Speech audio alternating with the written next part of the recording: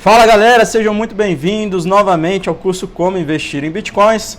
Estamos agora aqui no módulo 3, eu já vou pedindo desculpas para vocês porque eu estou um pouco gripado aqui. Mas vida que segue, vamos seguir aqui com o nosso estudo. Vamos passar aqui no roteiro do módulo.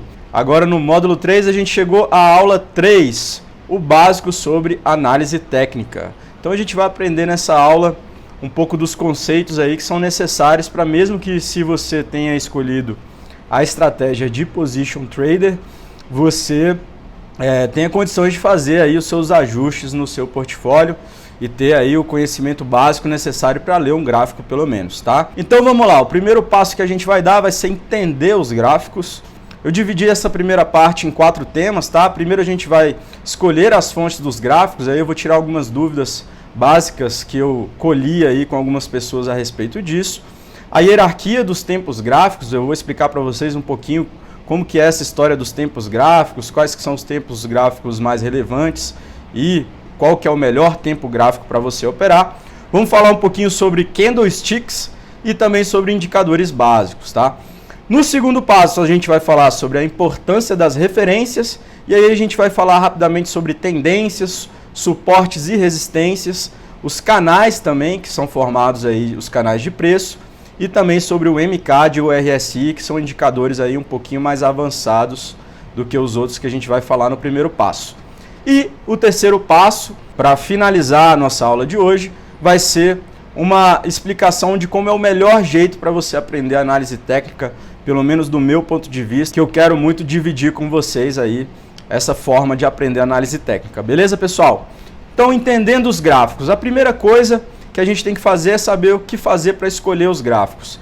Teve um amigo meu que me perguntou, cara, eu devo operar através da referência de um gráfico de mercado futuro, de mercado normal, como é que funciona isso? E aí o conselho que eu tenho para dar para vocês é, pessoal, escolham o gráfico que está relacionado ao local que vocês vão operar. Então, se vocês vão operar mercado futuro, olha no gráfico de mercado futuro. Se você vai operar numa exchange normal, como uma Binance, escolha o gráfico da Binance para você estar olhando lá as suas referências gráficas, tá bem? Mas o mais importante é que você tenha um gráfico que tem volume de operações, tá? Então não adianta nada você pegar um gráfico com pouco volume, né, de uma exchange que não tem aí uma relevância de volume, porque pode ser que esse gráfico realmente não tenha uma informação relevante para passar para você e essa análise fique prejudicada. Então dê preferência aos gráficos que apresentam informações de exchange de grande volume, tá? De corretoras que têm um grande volume, que aí o seu gráfico vai ter com certeza uma qualidade maior de informação. Na ferramenta TradingView você acessa todos esses gráficos e o link da ferramenta está aí na descrição. Se você utilizar esse link que está no cadastro, você ajuda o canal a continuar produzindo conteúdos gratuitos. Então fica aí o meu muito obrigado caso você utilize esse link. Entendendo a hierarquia dos tempos gráficos, tá, pessoal? Muita gente se confunde a respeito dos tempos gráficos e fica perguntando qual que é o melhor tempo gráfico, qual que é o tempo gráfico que faz sentido eu operar para ganhar dinheiro e como é que funciona essa história do tempo gráfico, né? Afinal, o que são esses tempos gráficos? Aqui em cima, nessa parte de cima do gráfico que vocês estão vendo aí, nessa imagem aí a gente está vendo 5 minutos, 15 minutos, 30 minutos, 1 hora, 2 horas, 3 horas, 4 horas, D e W, né? Esse D significa diário e esse W significa semanal, tá? Esse gráfico que a gente está vendo, que está destacado ali o 4 horas em azul, onde eu coloquei essa setinha, significa que esse gráfico tem um tempo de 4 horas. O que isso significa? Significa que a cada 4 horas vai formar um novo candlestick, uma nova barrinha dessas aí que vocês estão vendo na cor vermelha ou verde. Então, se eu passar aqui para a próxima imagem, a gente vê que esse é um gráfico de um tempo gráfico diário, o que significa que cada uma dessas barrinhas aí foi formada durante um dia de mercado. Então é um gráfico que você vê que tem menos barrinhas no mesmo período de tempo do que esse gráfico anterior aqui de 4 horas, que tem mais barrinhas no mesmo período de tempo, tá? Eu tentei botar esses dois gráficos mais ou menos no mesmo período de tempo para que vocês percebessem que existe essa diferença. No tempo gráfico de 4 horas a gente tem muito mais barrinha e no tempo gráfico diário a gente tem menos barrinha, porque as barrinhas aqui no caso são diárias e lá a cada 4 horas, ou seja, né, lá a gente tem 6 barrinhas por dia, e aqui a gente tem só uma barrinha por dia. Então qual que seria então o melhor tempo gráfico, tá, pessoal? Não existe essa história do tempo gráfico que é melhor, tá? Existe o tempo gráfico que é condizente com o horizonte temporal ali da operação que você está realizando. Então se eu vou fazer uma operação de day trade, eu não vou ficar olhando o tempo gráfico semanal, porque eu não vou ter tanta informação relevante nesse gráfico semanal. Agora, se eu estiver fazendo uma operação de position trade, vai fazer muito mais sentido eu estar olhando esse gráfico semanal, tá bom? Então, não é uma questão de ser um tempo gráfico melhor ou um tempo gráfico pior. É ser uma questão de ter um tempo gráfico condizente com o horizonte temporal da operação que você vai realizar. Porém, uma coisa muito importante que você precisa saber sobre os tempos gráficos é que toda análise de tempo gráfico, mesmo quando você vai fazer uma operação de curtíssimo prazo lá no day trade, você começa dos tempos gráficos maiores e indo para os tempos gráficos menores, para que você tenha uma visão global dessas tendências maiores, né, e a influência que elas vão ter nas tendências menores ali dos tempos gráficos mais curtos, tá bom?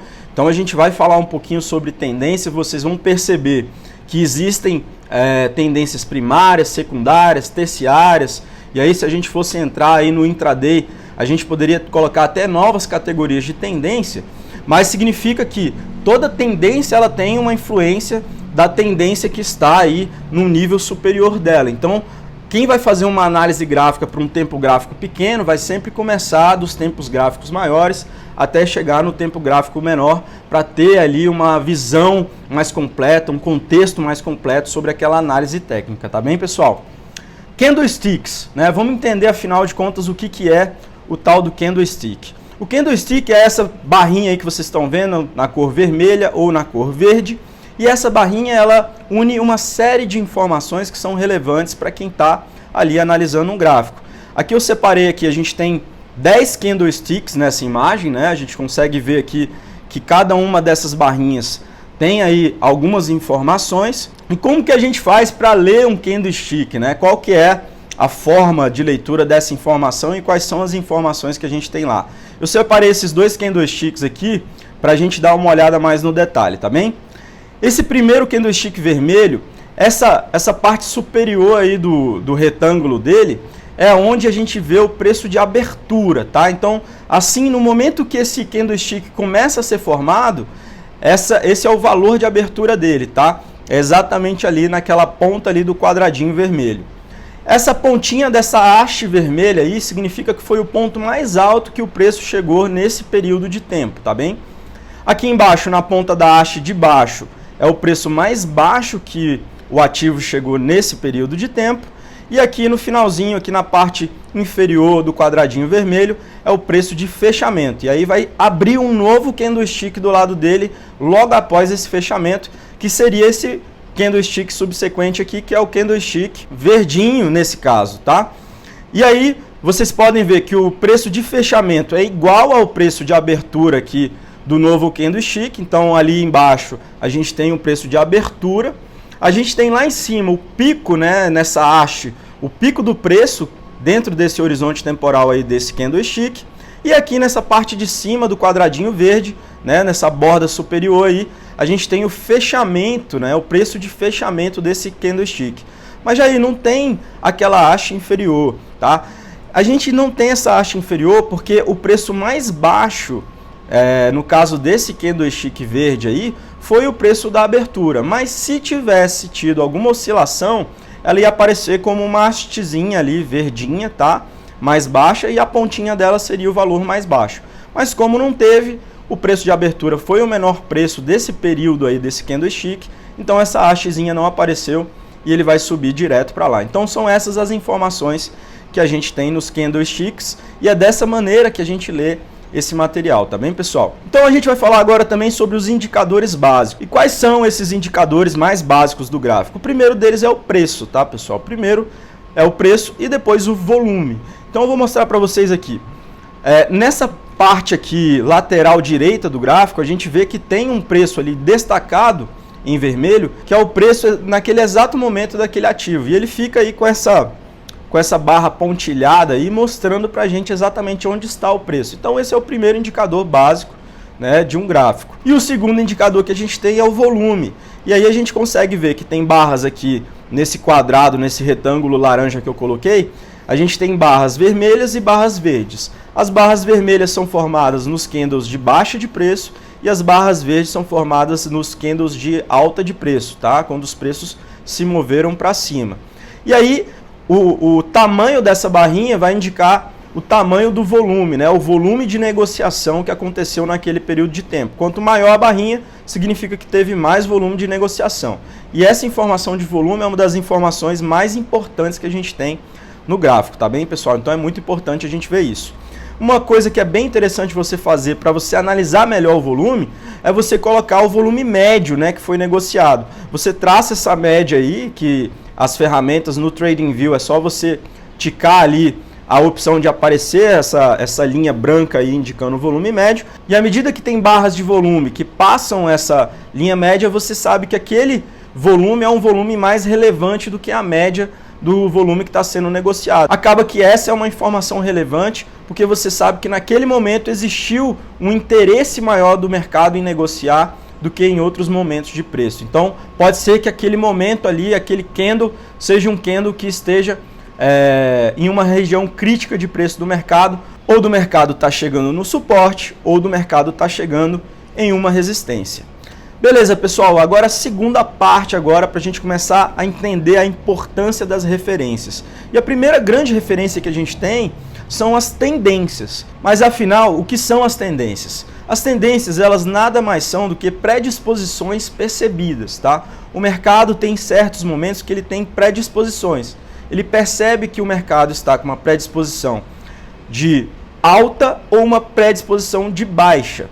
A predisposição de alta seria o bull market e a predisposição de baixa seria o bear market. Por isso essa representação aí do touro e do urso, né? O bear é o urso e o bull é o touro. Então, sempre que o mercado é um mercado de alta, o pessoal vê muito essa imagem do touro aí e tal, que é um mercado, que é uma tendência de um mercado que vai subir os preços, né? Que vai chegar a patamares de preços maiores.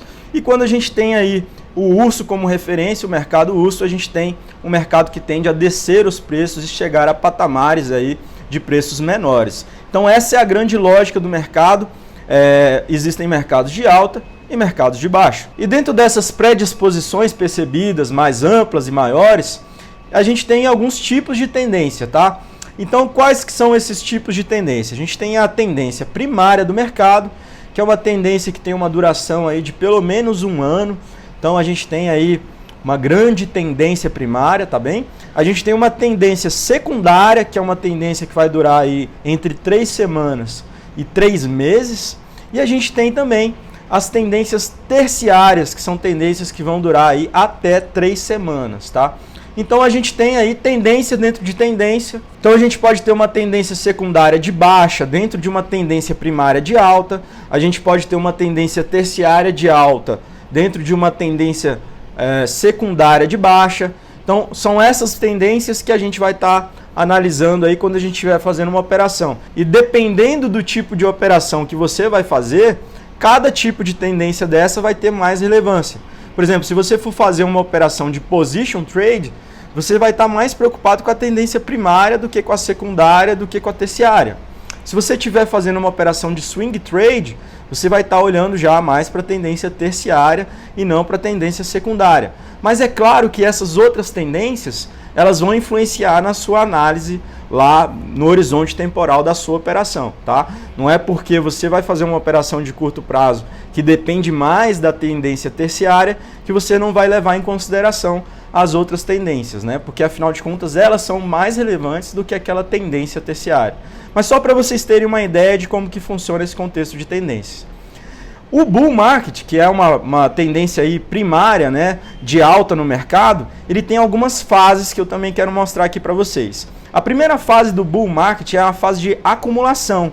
O pessoal está ali começando ali uma transição do mercado de baixa para o mercado de alta, né? Já é o comecinho ali do mercado de alta e ele começa a se mover para cima de uma forma muito lenta. Depois a gente tem a fase do big move, que é onde realmente os preços começam a buscar o patamar que eles deveriam estar, saindo daquela posição de sobrevendido, né, de desvalorizado acima do que deveria estar, para buscar a posição de onde eles deveriam estar realmente a valorização correta deles. E depois a gente tem uma fase de euforia, né? Que é uma fase onde os preços passam do que seria, vamos dizer assim, justo por aquele ativo e vão continuar subindo em inércia, porque como eu falei para vocês em uma outra aula, o mercado ele se move em porradas, né? Ele não se move de uma forma linear, né? Buscando ali a justiça, né? Ele está ali envolvendo sentimentos, né, e ganância e tudo isso de várias pessoas, e quando o pessoal vê que está subindo demais uma coisa, fica com medo de repente perder aquela viagem, a euforia toma de conta e todo mundo sai comprando loucamente, e aí a gente tem essa fase do mercado já conhecida pelos investidores que são mais experientes, que é a fase da euforia, tá? Uma fase, inclusive, muito perigosa e onde muita gente acaba entrando no mercado, né? Alguém que de repente nunca ouviu falar sobre o mercado, escuta a falar na televisão lá, olha, o mercado está dando muito dinheiro, olha o fulaninho tal que começou a ganhar milhões agora na bolsa, ele vai te ensinar como fazer. Começa a explodir capa de revista, começa a explodir informação até em revista de fofoca sobre o mercado financeiro, e aí é a hora que o pessoal entra no mercado e depois acaba perdendo muito dinheiro, porque essa é a fase final do mercado de alta, e é justamente um momento que a gente tem uma previsibilidade muito baixa de onde que esse mercado vai parar. Então essa história de você vender ali na máxima do mercado é realmente muito complicado, muito difícil. Mesmo quem é muito experiente pode acabar errando as suas previsões, porque a euforia é realmente muito difícil de você prever ali os resultados dos preços nessa fase, tá bem, pessoal? No mercado de baixa, a gente também tem algumas fases que eu queria aqui mostrar para vocês. A gente tem a primeira fase, que é a fase de distribuição, né, que é um primeiro movimento do mercado para corrigir aquela euforia toda, tá? Então, nesse momento de distribuição, quem está mais esperto em relação a isso começa já a se desfazer dos seus ativos ali num preço mais alto, sobrecomprado, né? Sabe que está super valorizado aquele ativo e começa a se desfazer. E aí depois existem pessoas que ainda estão acreditando no mercado de alta, que vão lá comprar de novo, esse ativo vai subir mais um pouco. Depois a gente tem a fase de liquidação, onde o mercado caiu na real, caramba, realmente o negócio estava super valorizado, realmente estava caro demais. E aí todo mundo começa a vender, um efeito manada, aí todo mundo começa a vender o ativo. E aí a gente tem algumas recuperações, é claro, mas a tendência dessa fase é realmente uma baixa de preço muito acentuada. E depois a gente tem a fase de desaceleração, que é onde o mercado começa a perceber, poxa, talvez a gente tenha acelerado demais essa desvalorização, talvez esse ativo tenha começado a ficar sobrevendido, começado a ficar com desconto em relação ao que ele realmente deveria valer, e aí o pessoal começa a diminuir a velocidade de queda, até que de repente depois já começa a ter uma fase de acumulação de novo e uma nova tendência de alta e um novo mercado de alta. É assim que o mercado funciona, gente. O mercado funciona em ciclos de alta e de baixa, e ele não vai crescer linearmente, ele vai sempre dar porradas completamente desproporcionais para cima e para baixo, e é dessa maneira que a gente trabalha no mercado financeiro, tá bem? Para a gente continuar falando sobre a importância das referências, a gente não pode deixar de falar sobre os suportes e resistências, que são as referências básicas que a gente tem numa análise gráfica. O que são os suportes? Pessoal, suportes são regiões, são níveis de preço onde o mercado tem uma condição onde muita gente compra aquele ativo naquele preço. Tá? Então existe ali um momento, um preço, onde muitos investidores têm intenção de comprar um ativo, e aí o que acontece? Se esse ativo estiver descendo, estiver perdendo valor, quando ele chega nesse valor, nessa região de suporte, tem muita gente que vai comprar ele. E o que isso ocasiona? Ocasiona uma dificuldade desse preço descer desse nível. Então, nesse momento, a gente sabe que ali existe um suporte. Tá? O que são as resistências? Elas são exatamente o oposto do suporte. Né? Um momento ali, uma faixa de preço, onde o mercado tem muita gente interessado em vender o ativo por aquele valor. Então, por mais que o ativo esteja subindo, quando ele chega nesse patamar, muita gente começa a vender esse ativo, e aí ele não consegue ter força para passar daquele valor e subir e continuar passando para novos patamares de preço mais elevado. Então, são isso que são suportes e resistências. Nada mais são do que regiões do mercado onde existe uma grande força compradora, no caso do suporte, e uma grande força vendedora no caso da resistência. Então aqui a gente vai dar uma olhada nesse gráfico para a gente ver um exemplo de suporte e um exemplo de resistência. Aqui a gente tem uma linha que eu tracei aqui, essa linha branca, tá? Eu vou até passar o mouse aqui para vocês verem. Essa linha branca aqui que eu tracei, que tem aqui dois momentos onde o preço bate nessa linha branca e volta para cima. Aqui tem um outro momento onde o preço bate na linha branca e volta para cima. E aqui ainda tem um outro terceiro momento que ele vai bater na linha branca e voltar para cima. Isso daqui também é uma outra ocasião. Então esse é um exemplo claro de suporte. É uma região no mercado onde o preço chegou e muita gente estava interessada em comprar esse ativo nesse preço. Então, por mais que o preço tivesse ali uma tendência clara de queda aqui nesse caso aqui também, nesse caso aqui também, uma tendência clara de queda, quando ele chegou naquele patamar, muita gente falou, bom, é aí que eu quero comprar. Foi lá e comprou. Então o preço não tem mais a inércia de descer, né? Porque tem muita gente comprando, existe uma demanda muito grande pelo ativo e ele vai voltar a subir. Então isso é o suporte agindo. E aqui em cima a gente tem a resistência, né? Então é um patamar de preço no mercado onde muita gente está interessada em vender, em realizar os lucros com esse ativo. Então quando o preço aqui, mesmo com essa forte tendência de alta, chegou aqui nesse patamar de 12 mil dólares aqui, onde a gente tem uma resistência, muita gente decidiu vender e o preço não teve força, né? O ativo não teve força para continuar subindo de preço. E aí entrou aqui numa linha de tendência de baixa logo depois.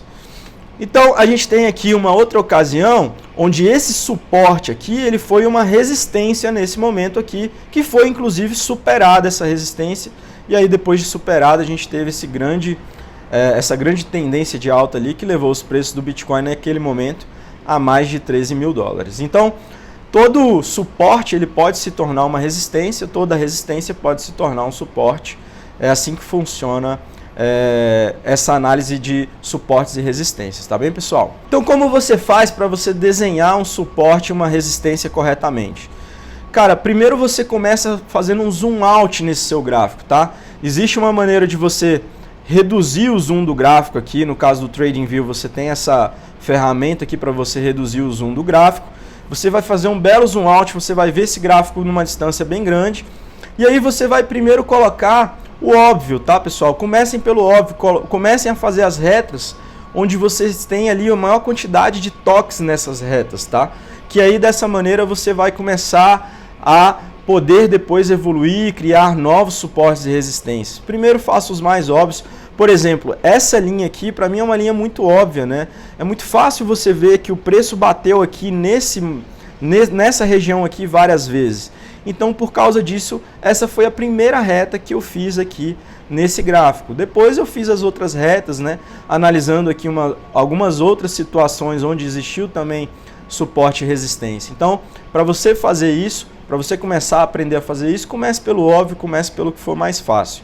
Uma outra coisa que eu acho muito legal de fazer, muita gente fica preocupadíssima em relação a minha linha está exatamente no lugar certo, a minha linha pode estar um pouquinho fora, pode estar um pouquinho dentro. Pessoal, façam uma região, tá? Um nível, uma região crítica.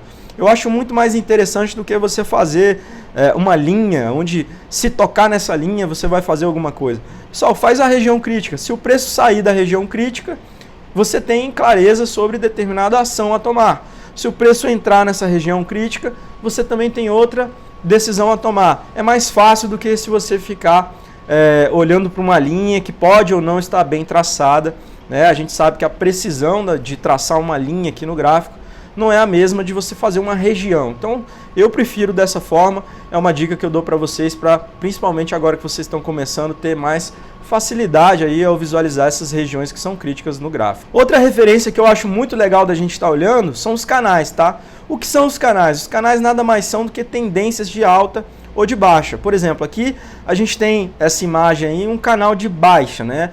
Um bear channel, como o pessoal fala lá, os americanos falam.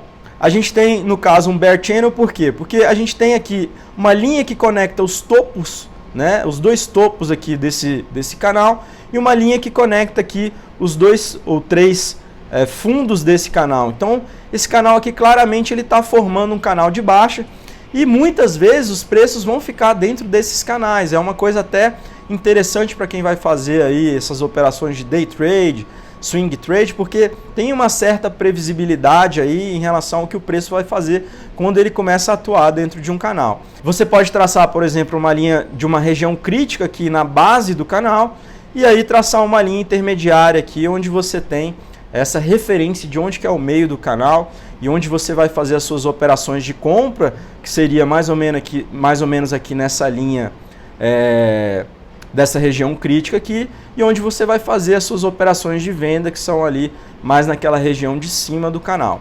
Então existem esses canais. O que são os canais? Eles são basicamente essa junção das linhas de tendência, onde você vai conectar os topos e os fundos ali dos preços em determinados momentos. E existem Bull Channels e Bear Channels, que são canais de alta e canais de baixa. Eles fornecem uma referência muito interessante da ação dos preços para a gente, quando a gente está fazendo operações aí, principalmente essas operações mais curtas, tá bem? E uma outra coisa que eu queria trazer para vocês que é muito interessante são os indicadores, o MCAD e o RSI, que são indicadores que eu gosto de estar observando na análise técnica, tá bem, pessoal? O que é o MCAD? MCAD é uma sigla para Moving Average Convergence Divergence. O que significa isso, pessoal? Ele vai estar analisando ali a mudança das médias de preço no mercado, tá? Então eu vou mostrar aqui esse quadradinho aqui que eu coloquei em laranja, é justamente essa ferramenta, esse indicador dentro da ferramenta TradingView, tá? Ele vai utilizar a EMA 26, a EMA 12, a subtração da EMA 26 pela EMA 12 vai formar a linha do MCAD e a EMA 9 é a linha de referência. Então a linha MCAD está ali em cima em roxo e a gente tem a linha de referência, a linha sinal em laranja. E essas linhas elas vão fazendo ali um cruzamento entre elas e elas vão indicar para a gente qual é a ação de preço que deve vir pela frente aí no mercado, tá? Isso tudo é uma indicação que é baseada no histórico do mercado, tá? Então não é uma previsão do tempo, aí é uma previsão do que vai acontecer. Então você tem a linha do MCAD e a linha de sinal. E essas duas linhas elas ficam trabalhando a convergência e a divergência. Quando existe uma divergência nessas linhas, por exemplo, para a parte de baixo da média, significa que o preço está caindo muito rapidamente. Quando existe uma convergência abaixo da média, significa que o preço está voltando, né, diminuindo esse movimento de queda. Quando existe uma divergência na parte de cima, significa que esse preço está aumentando a distância da média em relação a esses ganhos, ou seja, ele está descolando ali sobre os ganhos passados ali num curto período de tempo. E aí quando existe uma convergência significa que está acabando aquele movimento de alta ali naquele curto período de tempo. Então é um indicador muito interessante de você ver, porque você vê muito bem a força dos movimentos. Então quando começa uma divergência muito grande ali em relação aos preços que estão subindo, significa que aquele movimento tem muita força. Então, quando você observa que a convergência começa a acontecer nesse movimento de alta dos preços, significa que aquele movimento está perdendo a sua força e que em algum momento ele pode cair. Então, é muito interessante você utilizar essa ferramenta caso você vá trabalhar nas estratégias de day trade ou swing trade, tá? O histogram é justamente a parte dessa ferramenta que você vai estar ali mais de olho para você observar a força dessas tendências aí, o momento dessas tendências, né? O pessoal costuma falar muito sobre momentum, né? Que é justamente o que você vai analisar olhando esse indicador, tá bem?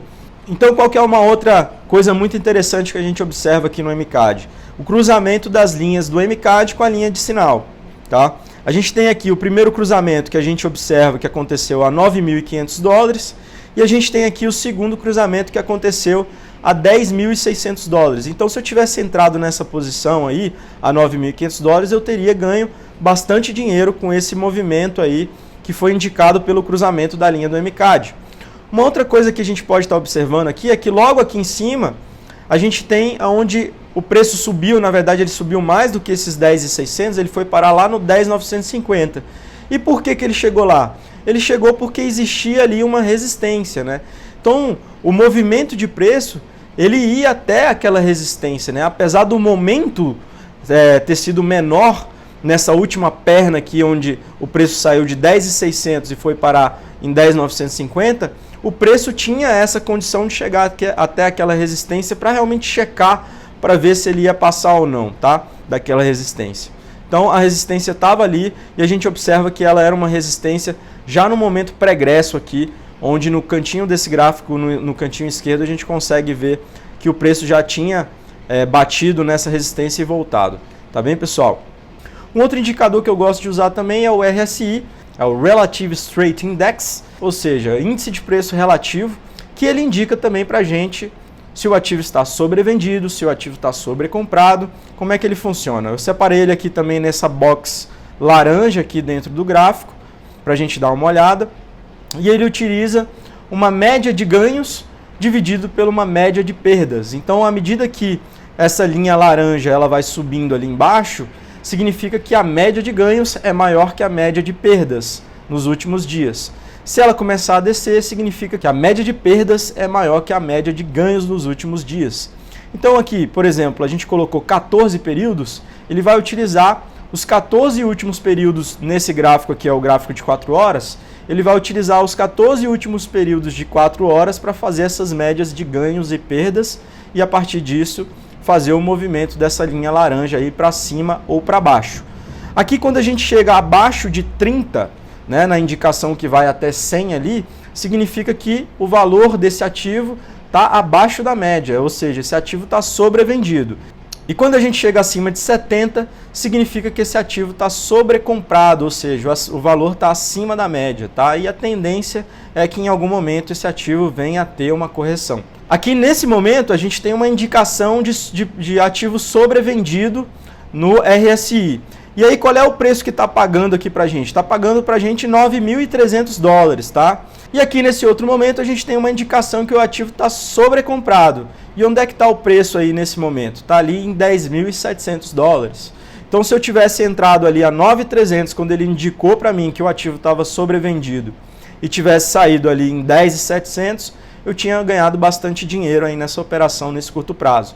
Porém a gente sabe que esse preço ele chegou a 10.970 por causa da resistência, como eu já tinha comentado com vocês antes. É o mesmo momento, sendo que a gente está olhando aí com dois indicadores diferentes. Outros exemplos de indicadores que eu queria trazer aqui para vocês. A gente tem o EMA, que é o Exponential Moving Average, que é justamente a média móvel exponencial, tá? Ele vai dar mais importância para os períodos que estão cada vez mais próximos do período atual, tá? Essa é a diferença da média exponencial para a média normal. A média normal vai dar a mesma importância, por exemplo, você coloca uma média normal de 50 períodos, ela vai dar a mesma importância para cada um desses 50 períodos. A média exponencial de 50 períodos, ela vai dar importância maior para os períodos que estão mais próximos do tempo atual e importância menor para os últimos períodos aí dentro desse recorte de 50 períodos. Então essa é a grande diferença. Então aqui a gente tem o indicador de 4 médias móveis exponenciais, que são as médias de 14 períodos, 50 períodos, 100 períodos e 200 períodos. E cada uma dessas médias está sendo indicada por linhas ali no gráfico. Essa linha roxinha é de 14 períodos, a linha verdinha é a de 50 períodos, a linha amarelinha está com 100 períodos e a linha vermelha está com 200 períodos de 4 horas, porque esse é um gráfico, como a gente já falou, de 4 horas. E a gente percebe que essas médias móveis, elas são realmente uma boa referência aí e que elas acompanham sempre ali os preços, tá? Então uma coisa bem interessante de você estar olhando para entender quais são os comportamentos que os preços têm à medida que existem interações entre essas linhas, tá? Essa é uma forma de você estudar a análise técnica também. Um ponto interessante aqui que eu queria destacar para vocês. Houve um cruzamento aqui da linha de 14 períodos com a linha de 50 períodos. A linha roxinha cruzou com a linha verde de 50 períodos. E o que aconteceu após esse movimento? A gente percebeu que tinha uma tendência de alta ali acontecendo, só que depois desse cruzamento a tendência se acelerou absurdamente. Esse cruzamento aconteceu em $9.800. E aí lá em cima ali, quando elas se cruzaram de novo, né, quando a gente teve uma nova ocasião, um novo evento de cruzamento da linha de 14 períodos com a linha de 50 períodos, a gente tinha um preço de $10.300, ou seja, também houve uma indicação aí que a gente poderia ter utilizado para ter uma operação de sucesso aí, um swing trade, né, de sucesso aí nesse caso. Então eu tive aí nesse caso uma valorização de 5,1% nesse movimento. Beleza, Jair, mas o que acontece se a gente juntar todos esses indicadores, né? Como é que a gente utiliza de fato os indicadores na vida real. Eu não vou utilizar só o RSI, eu não vou utilizar só o MCAD, eu não vou utilizar só a média móvel. Geralmente, quando eu vou fazer alguma operação, eu vou estar olhando para vários indicadores ao mesmo tempo. Então eu fiz questão agora de separar várias indicações que a gente teve aqui nesse gráfico para mostrar para vocês como é que normalmente os traders, né, eles vão trabalhar com esses indicadores. Por exemplo, a gente tem aqui uma primeira indicação que é o RSI mostrando para a gente que está sobrevendido esse ativo. Então beleza, a gente tem uma segunda indicação que é o cruzamento ali da linha do MCAD com a linha de sinal. Beleza. A gente tem uma terceira indicação que é um volume acima da média. Como eu falei para vocês ali, tem a média de volume e a gente tem um volume acima da média. A gente tem aqui uma quarta indicação que é o preço tocando um suporte. Lembra que a gente tem ali uma linha de suporte no final dessa linha, dessa zona crítica que a gente tinha marcado ali no mapa. Beleza, a gente tem uma quinta indicação que é o cruzamento da média móvel exponencial de 14 períodos com a média móvel exponencial de 50 períodos. A gente tem uma sexta indicação que é uma linha de tendência formando um pequeno canal de alta ali. A gente tem uma sétima indicação que é uma linha de tendência de alta no volume. Então, a partir de todas essas indicações, eu poderia ter usado a mais conservadora de todas essas indicações e entrado a $9.800 numa operação de trade. E a partir disso, eu poderia ter uma saída com a minha indicação de resistência lá de $10.950. Com muita segurança, eu teria feito um trade com 11,73% de valorização nesse movimento aí. Pessoal, assim, na teoria, parece fácil, né? A gente olhar para esse monte de indicação e falar, cara, é óbvio que eu vou entrar nesse mercado. Porém, na prática, no dia a dia, ali, no momento da ação, é realmente diferente. Por isso eu falo para vocês que é muito interessante vocês realmente entrarem no mercado e ver como é que a coisa funciona na prática. Isso aqui fica muito fácil de entender e de perceber que existem várias indicações positivas para a gente fazer o movimento, porém na hora H é um pouco diferente e é necessário um pouco de experiência para você ir ganhando todo esse repertório aqui para analisar essas ferramentas e identificar de fato as oportunidades. Então aqui o terceiro passo, né, já é muito relacionado com isso que eu acabei de falar para vocês. Qual que é o melhor jeito de você aprender a análise técnica? O melhor jeito é você definir um valor baixo, tá? Eu botei aqui um asterisco porque precisa ser um valor baixo, mas que seja relativamente relevante, tá? Para não ser um valor que seja totalmente insignificante para você, porque se for, você não vai dar a importância necessária. Então define um valor baixo, mas que tenha alguma relevância para você. Defina um horário para você praticar, tá bom? Isso é muito importante, você ter uma rotina. A rotina é uma coisa muito importante para o aprendizado. E tenha muito cuidado com o excesso, tá? Se você se exceder aí nessa prática, pode ser que você acabe, né, não tendo um período adequado para assimilar os aprendizados que você vai ter. Então, para mim, essa é a melhor forma de você aprender trade. Você segue boas referências, você define um valor, você define um horário e você vai praticar. As referências que você está seguindo vão te passar as orientações teóricas, tá? E podem te passar, como por exemplo, eu dei até a sugestão numa aula anterior de você assinar, por exemplo, a Enfoque Calls, ou então um outro serviço de calls de trade, caso você queira ser um day trader ou um swing trader. Você pode seguir essas orientações mais práticas e ir aprendendo na prática com essas operações e também fazer, tá? Fazer lá no seu período, no seu momento e olhar as indicações que esses outros indicadores que eu mostrei para vocês estão dando, para você começar a perceber quais são os padrões, né? O que está acontecendo que está indicando que esse é o momento de entrada? O que está acontecendo que está indicando que o momento, né, de valorização desse ativo está diminuindo, que talvez seja realmente o momento de vender esse ativo. Então, à medida que você for praticando, você vai aprender de fato e não adianta só você cair em livro, cair aí em teoria, porque realmente para você aprender isso aqui, meu amigo, só praticando. Beleza, pessoal? Então, resumão aí do tio, vamos ver o que a gente aprendeu aí nessa aula. Primeiro a gente falou sobre entender os gráficos, a gente falou um pouquinho sobre como escolher esse gráfico que você vai operar. Falamos sobre a hierarquia dos tempos gráficos, né? A gente começar aí nos períodos mais amplos, como o semanal, depois descer para o diário e aí, a partir disso, entrar nos gráficos de intraday. A gente viu também como é que faz para a gente ler o candlestick, entender cada informação que o candlestick passa para a gente. e falou sobre os indicadores básicos, que são o volume e o preço, no caso dos gráficos, né? Básico para a gente entender e ler um gráfico. Depois a gente falou um pouquinho sobre a importância das referências e aí sobre as tendências, os suportes e resistências, né, que são grandes níveis do mercado, onde o mercado está muito vendedor ou muito comprador, que acaba dificultando o movimento do preço permanecer naquela inércia ali que ele estava. Os canais que também são importantes referências para a gente, quando a gente está operando aí no swing trade ou no day trade, tá? O MCAD e o RSI, que são dois exemplos de indicadores aí que são muito usados pelas pessoas aí que estão trabalhando, principalmente no day trade e no swing trade. E essa minha visão aí sobre como evoluir no mercado, que eu acho que é muito interessante, porque esse é o tipo de atividade que você não aprende só na teoria. Você precisa praticar para você realmente observar e criar suas referências de aprendizado. Na minha visão é por aí, tá bom? Então qual que é o mindset aqui que eu queria passar para vocês nessa aula? Qual que foi a minha intenção? A minha intenção foi dar para vocês esse caminho inicial, essa noção básica, para que a partir desse momento vocês façam uma pesquisa mais profunda. Tá? Se você gostou muito desse tema de análise técnica, que a partir desse momento você vai lá buscar o conhecimento mais profundo sobre o MCAD, o conhecimento mais profundo sobre o RSI, ou sobre outros indicadores que você tenha visto, tá? Ou sobre conceitos mais fundamentais aí da análise técnica. Se você quiser se aprofundar mais no RSI, você vai ver que a divergência também é um sinal muito utilizado.